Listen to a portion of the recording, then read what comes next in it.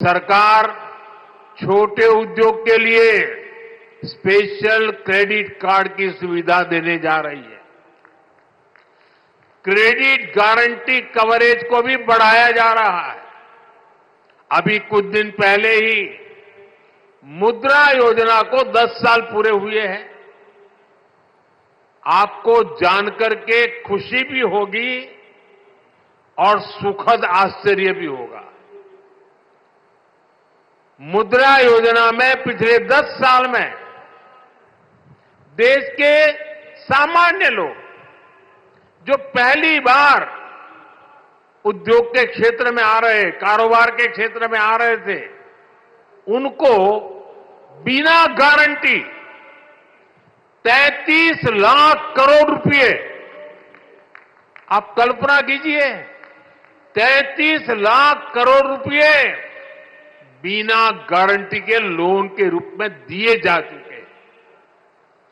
इस योजना के 50% से भी ज्यादा लाभार्थी एससी, एसटी, ओबीसी परिवार के ही साथी हैं।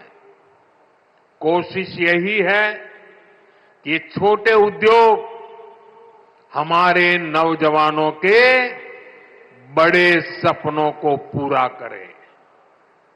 साथियों, हरियाणा के हमारे किसान भाई बहनों की मेहनत हर भारतीय की थाली में नजर आती है। भाजपा की डबल इंजन की सरकार किसानों के दुख सुख की सबसे बड़ी साथी है। हमारा प्रयास है कि हरियाणा के किसानों का सामर्थ्य बढ़े। हरियाणा की भाजपा सरकार अब राज्य की 24 फसलों को एमएसपी पर खरीदती है। हरियाणा के लाखों किसानों को पीएम फसल बीमा योजना का लाभ भी मिला है। इस योजना के तहत लगभग 9,000 करोड़ रुपए से ज्यादा के क्लेम दिए गए हैं। इसी तरह पीएम किसान सम्मान निधि से 6,500 करोड़ रुपए हरियाणा के किसानों के जेब में गए हैं। साथियों, हरियाणा सरकार ने अंग्रेजों के जमाने से चले आ रहे आबियाना को भी खत्म कर दिया है। अब आपको नहर के पानी पर टैक्स भी नहीं देना पड़ेगा और आबियाने का जो 130 करोड़ रुपए से ज्यादा का बकाया था, वो भी माफ हो गया है। साथियों, डबल इंजन सरकार के प्रयासों से किसानों को, पशुपालकों को आय के नए साधन मिल रहे हैं। गोवर्धन योजना, इसे किसानों के कचरे के निपटारे और उससे आय का अवसर मिल रहा है। गोबर से, खेती के अवशेष से, दूसरे जैविक कचरे से बायोगैस बनाई जा रही है। इस वर्ष के बजट में देश भर में 500 गोवर्धन प्लांट बनाने की घोषणा की गई है। आज यमुनानगर ने भी नए गोवर्धन प्लांट की आधारशिला रखी गई है। इससे नगर निगम के भी हर साल 3 करोड़ रुपए बचेंगे। गोवर्धन योजना स्वच्छ भारत अभियान में भी मदद कर रही है। साथियों, हरियाणा की गाड़ी अब विकास के पथ पर दौड़ रही है। यहां आने से पहले मुझे हिसार में लोगों के बीच जाने का अवसर मिला। वहां से अयोध्या धाम के लिए सीधी हवाई सेवा शुरू हुई है। आज रेवाड़ी के लोगों को बाईपास की सौगात भी मिली है। अब रेवाड़ी के बाजार चौराहों, रेलवे फाटकों पर लगने वाले ट्रैफिक जाम से लोगों को छुटकारा मिल जाएगा। ये 4 लेन का बाईपास गाड़ियों को बड़ी आसानी से शहर से बाहर निकाल देगा। दिल्ली से नारनौल की यात्रा में 1 घंटा समय कम लगेगा। मैं आपको इसकी बधाई देता हूं। साथियों, हमारे लिए राजनीति सत्ता सुख का नहीं, सेवा का माध्यम है। जनता की भी सेवा का माध्यम और देश की सेवा का भी माध्यम। इसलिए भाजपा जो कहती है उसे डंके की चोट पर करती भी है। हरियाणा में तीसरी बार सरकार बनने के बाद हम लगातार आपसे किए वायदे पूरे कर रहे हैं। लेकिन कांग्रेस शासित राज्यों में क्या हो रहा है? जनता से पूरा विश्वासघात। पड़ोस में देखिए, हिमाचल में जनता कितनी परेशान है। विकास के, जन कल्याण के सारे काम ठप पड़े हैं। कर्नाटका में बिजली से लेकर दूध तक, बस किराए से लेकर बीज तक, हर चीज महंगी हो रही है। मैं सोशल मीडिया पर देख रहा था, कर्नाटका में कांग्रेस सरकार ने जो महंगाई बढ़ाई है, भांति भांति के टैक्स लगाए हैं। सोशल मीडिया में लोगों ने बड़ा आर्टिकुलेट किया है और उन्होंने कहा है, और A to Z पूरी ABCD और हर अक्षर के साथ कैसे कैसे उन्होंने टैक्स बढ़ाए, उसका A to Z पूरा लिस्ट बना करके ये कर्नाटक की कांग्रेस सरकार की पोल खोल के रखी है।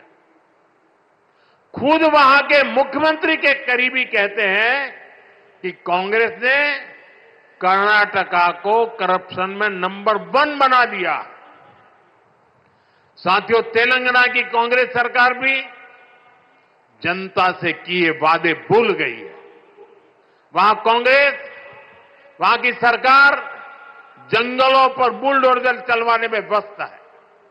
प्रकृति को नुकसान, जानवरों को खतरा, यही है कांग्रेस की कार्यशैली। हम यहां कचरे से गोवर्धन बनाने के लिए मेहनत कर रहे हैं और वो बने बनाए जंगलों को उजाड़ रहे हैं। यानी सरकार चलाने के 2 मॉडल आपके सामने हैं। एक तरफ कांग्रेस का मॉडल है जो पूरी तरह झूठ साबित हो चुका है, जिसमें सिर्फ कुर्सी के बारे में सोचा जाता है। दूसरा मॉडल बीजेपी का है जो सत्य के आधार पर चल रहा है, बाबा साहब आंबेडकर ने दी हुई दिशा पर चल रहा है, संविधान की मर्यादाओं को सर आंखों पर चढ़ा के चल रहा है और सपना है विकसित भारत बनाने के लिए प्रयास करना। आज यहां यमुनानगर में भी हम इसी प्रयास को आगे बढ़ता देखते हैं। साथियों, मैं आपसे एक और अहम विषय की चर्चा करना चाहता हूं। कल देश ने वैशाखी का पर्व मनाया है। कल ही जलियांवाला बाग हत्याकांड के भी 106 वर्ष हुए हैं। इस हत्याकांड में अपनी जान गंवाने वालों की स्मृतियां आज भी हमारे साथ है। जलियांवाला हत्याकांड में शहीद हुए देशभक्तों और अंग्रेजों की क्रूरता के अलावा एक और पहलू है जिसे पूरी तरह अंधेरे में डाल दिया गया था। ये पहलू मानवता के साथ, देश के साथ खड़े होने के बुलंद जज्बे का है। इस जज्बे का नाम शंकरन नायर था। आपने किसी ने नहीं सुना होगा। शंकरन नायर का नाम नहीं सुना होगा, लेकिन आजकल इनकी बहुत चर्चा हो रही है। शंकरन नायर जी एक प्रसिद्ध वकील थे और उस जमाने में 100 साल पहले अंग्रेजी सरकार में बहुत बड़े पद पर विराजमान थे। वो सत्ता के साथ रहने का सुख, चैन, मौज सब कुछ कमा सकते थे,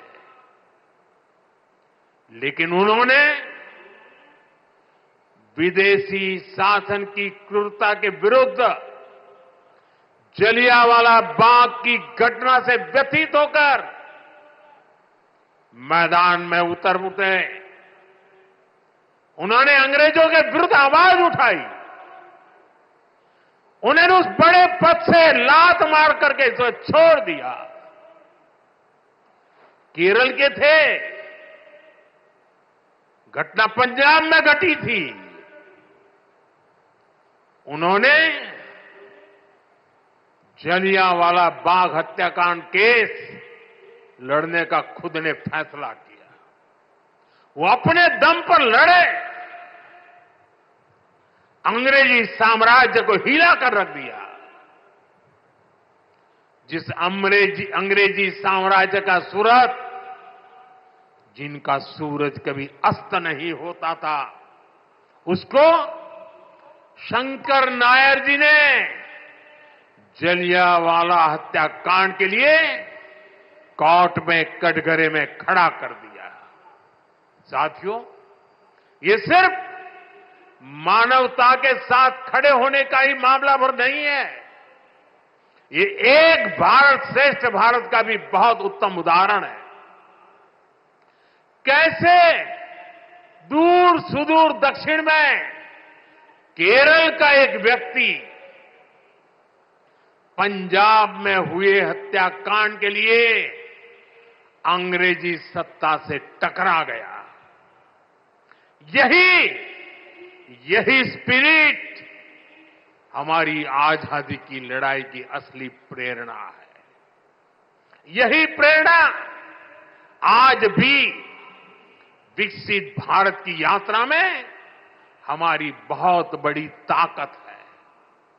हमें केरल के शंकरन नायर जी के योगदान के बारे में जरूर जानना चाहिए, और पंजाब, हरियाणा, हिमाचल, यहां के एक एक बच्चे को जानना चाहिए।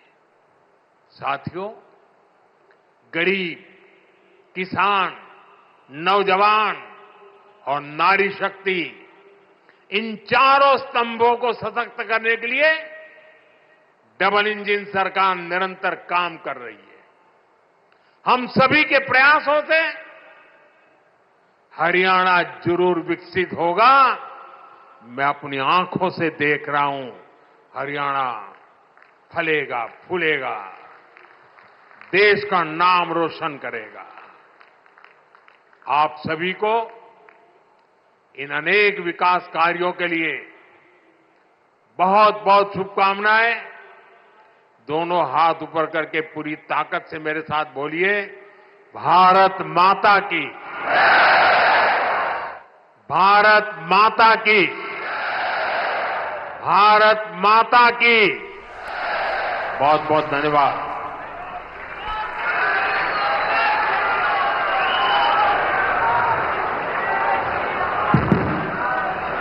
बहुत बहुत धन्यवाद माननीय प्रधानमंत्री महोदय।